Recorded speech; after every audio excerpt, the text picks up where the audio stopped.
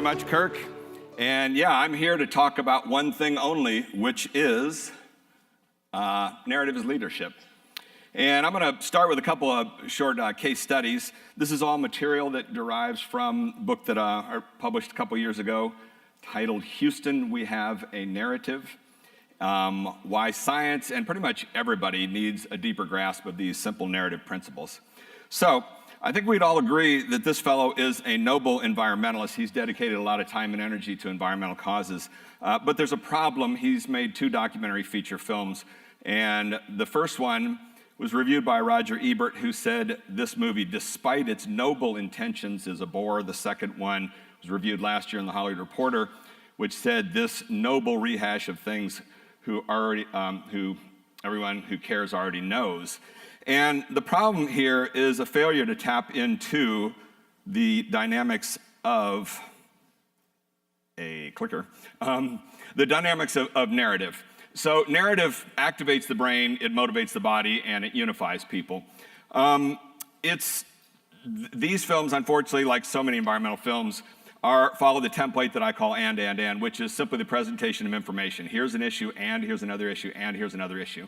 Narrative involves 3 forces: agreement, contradiction, and consequence. These 3 forces are embodied in this template of and, but, and therefore that we call the ABT. For the last 6 years, I've been developing this. This is the centerpiece for the narrative training program called Story Circles that I now run. I'll talk about in a few minutes. So the second case study is the situation of a guy who has an actually very deep grasp of the power of narrative. And this begins with the template for the telling of a story as described by the anthropologist Joseph Campbell in the last century. And what he said is that a story is basically a circular journey that begins in what he called the ordinary world. This is the place we all yearn to live our lives of total comfort, no conflict, everything is wonderful, there's no problems. When a problem arises, we then transit into what he called the special world. This is the narrative part of a story. And you then head off on this journey and search for the solution to the problem. Now, one of the key characteristics is as soon as you enter into this narrative world, this special world, all you really want is just to find your way back home to that ordinary world, the place of comfort again. Think about The Wizard of Oz. This is when Dorothy lands in Oz. As exciting and fun, colorful as Oz may be, deep inside, all she really wants is just to get back to that comfortable, ordinary world. Now, about 1.5 years ago, I found myself repeating this phrase over and over and landing on that last word there and thinking to myself, where was I hearing a slogan which also had that as the last word in the slogan? And I think we all know what I'm talking about. And sadly, there is nothing the least bit funny about this slogan. The tragedy is what happened with the journalists in this country. They failed to analyze this from a narrative perspective. This guy was tapping into 4,000 years of narrative, basically evolution of the brain. These are principles that go all the way back to Gilgamesh. And he was singing a song, not for the intellectuals, but for the masses in our society. And it's a very effective song that he's continuing to sing now. So when I hit this moment of realization, I got very concerned. Now, why did I find this? Why is this a concern?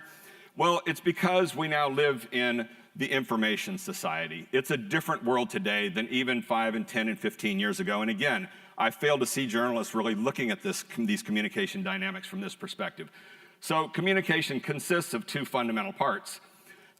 There is the content of what you want to communicate, which is the information, the substance, and then there's the form, how it's put together, and that's what those templates of the and, but, therefore, and AAA are.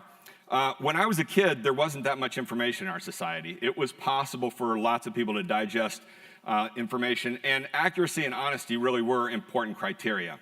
But we're in a different world now. There is this fire hose of information screaming at us. The world of science and technology is responsible for creating it, and as a result, the masses, everybody's pretty much forced now to shift from that idea of analyzing each piece of information into looking for these higher levels of organization, and that's what narratives are.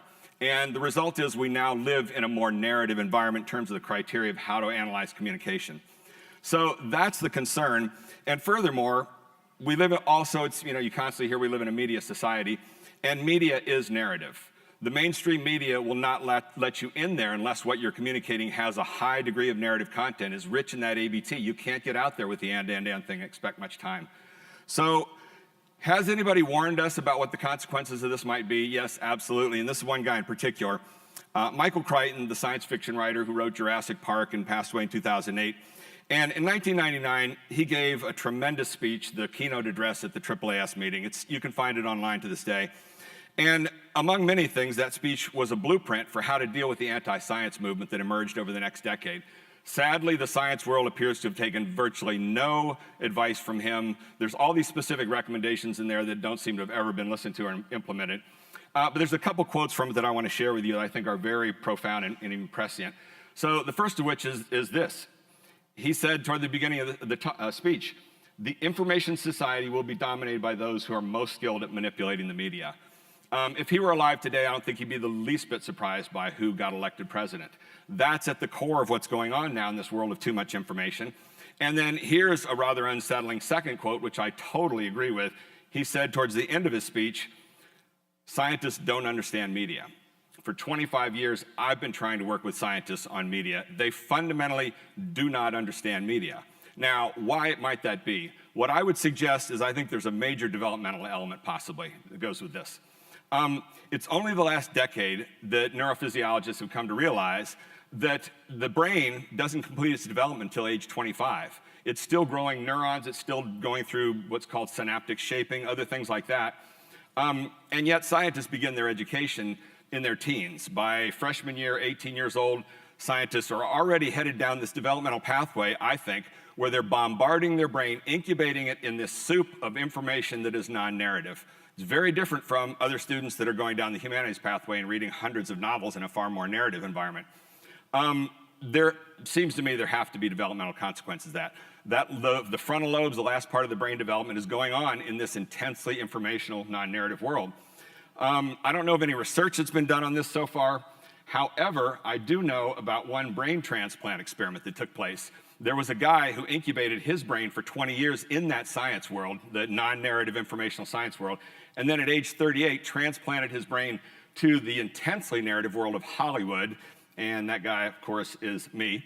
And I have been living in Hollywood for more than 20 years now, and the good news is I've gotten a lot better at narrative. Good enough that I've written 3 books about it, now run this narrative training program, and yet I can tell that I will never get as deep of narrative intuition as some of the major screenwriters that I've met there who can tell these very complex stories and just have it down at a much deeper level. And I really think that there's a developmental limitation. I let my brain develop in that non-narrative world to such a point that I don't think I could ever circle back around. This stuff is very slow to change. So going back to that slogan, as soon as I hit that realization, it concerned me. My book was coming out. I wrote an editorial about this and teamed up with a publicist from University of Chicago Press with the book. And for 8 months, we tried to get it published, and we got turned away by everywhere, from the New York Times, the 538 blog, all of them, most of them sending little comments about, it's just not this simple. Well, it was that simple, and what I feared is exactly what happened. And eventually, the thing that really disturbed me was I could see this was a narrative mismatch. This guy was a heavyweight for narrative, and he was going up against an intellectual, a person who was very, very smart, but all the media was already saying that her speeches were narratively flat. So finally, about a year ago, at the height of frustration, I sat down and searched on Google 3 words, Hillary Clinton boring, and this was the first article that came up, honest to goodness. And in an instant, I knew if there was any one guy in this country that would understand what I was talking about, it was James Carville, the guy who masterminded Bill Clinton's campaign in 1992, because he has this gift, this understanding for mass communication. I wrote him a letter. A friend of mine got it to him. The day that he got it, he called me up and he said, "I've suspected for years there was a simple underpinning structure to storytelling like this and but therefore. Never heard it put this simply, but it makes sense to me." He set to work trying to get the Clinton campaign people to listen to me. They didn't listen to me any more than they listened to anybody. So it was this long exercise in frustration for me. However, I got one consolation prize, which was in January of this year. He brought me to Tulane University to give a talk to his political science class, which meets one night a week in his living room there, 50 political science majors. It was one of the most fun nights of my entire life. Afterwards, we went out to dinner with he and his lawyer buddy, and I got 2 solid hours of the Raging Cajun telling me these incredible stories. And he is amazing. I wish the Democratic Party would listen to him, because that's what they're missing, are these narrative dynamics. And he's one of these guys who has deep narrative intuition. And the same thing with our president now. And this is at the core of the broad communication dynamics. So what can we do? Well, the problem we face now, as I say, is it's a new world. And you can think of this in terms of like natural selection. The environment has changed now, and it's now an intensely narrative environment, and there is intense selection for narrative content. And that ends up manifesting itself in who is going to succeed in these different things. As a result, I'm putting all my effort now into a program called Story Circles and Narrative Training. And working with my colleague, Jade Lovell, for the past 2.5 years, we've been developing this. And it's basically a training program that consists of 5 people getting together for 1 hour a week for 10 sessions. And this is what a story circle looks like, just 5 people sitting in a room. It's very tightly structured, regimented in what you go through. There's no lectures, no note-taking. It's simply giving people these templates like the ABT and material to analyze. And what it does is it activates the narrative part of their brain for the entire hour. Now, there are 3 things that we need for this to work. The first of which is the participants. Oh, and by the way, here's some of the people that we're now doing with some of the organizations. There we go. And so 3 main requirements. The participants have to be willing from the outset to admit they have a problem. It's just like rehab. You know, you can't start rehab till you admit you have a problem. And the good news is, particularly the government agencies are coming to us and saying that before we even talk to them, and say, we know we have a problem. We're not doing a good job getting our story out. We need to work on this stuff. So that's the starting point. Secondly, it's this word right here of training. And it's about repeated inculcation over time. The one-day workshops for communication need to end. You're fooling yourself if you think you're doing significant things in one day, and you're also sending out a message that this stuff is so simple you can make major strides in one day. Narrative is at the core of communication. It's very challenging, and that leads then to the third point, which is, much to our surprise, when Jade and I started coming up with this, we thought it was going to be happy, fun story circle sessions each week, social hour. Turns out it's pretty draining to spend an hour with your brain activated in the narrative part of the brain.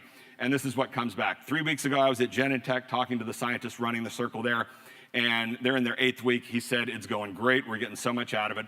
But this stuff is like eating Brussels sprouts, which I hate. So that kind of came home to me, and yet I would eat Brussels sprouts if it made me better at narrative. So that's the tough part, is that it really is hard work.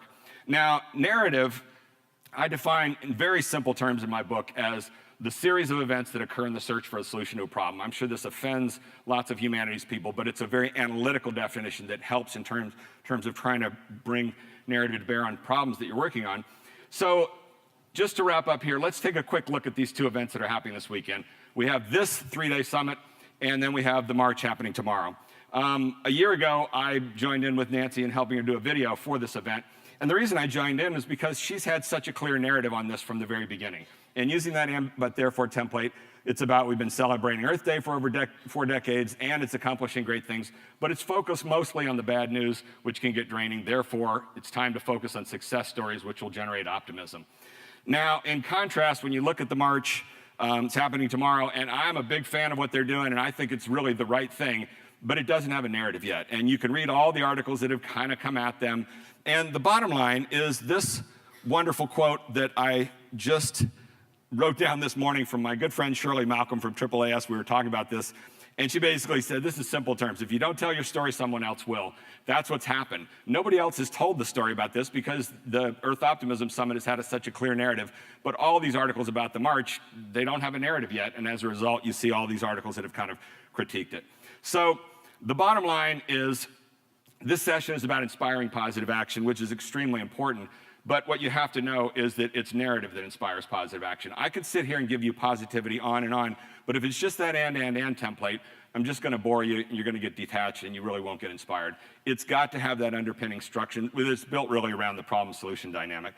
And that is what we face now, which is people that are in power are there because they've got this upper hand on the narrative, and you're not going to unseat them simply through fact-checking or calling them liars or saying this is unfair.